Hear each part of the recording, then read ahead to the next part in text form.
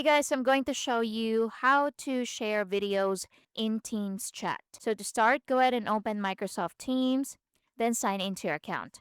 Next, go to chat at the left side, so click on the chat icon, then open a chat. So once you open a chat, what you need to do is to click the paper clip or the attach icon at the bottom right corner.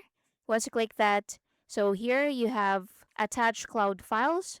So you can attach files from your cloud or you can upload from your device. So let's click upload from this device. Then select the video file. Then click on open. Then from here, add a message if you want. Then click on send. So click this arrow to send the message. Or you can press Control and enter. So just wait for it. So it's now uploading. So Teams will upload the file and people can watch or download it depending on permissions.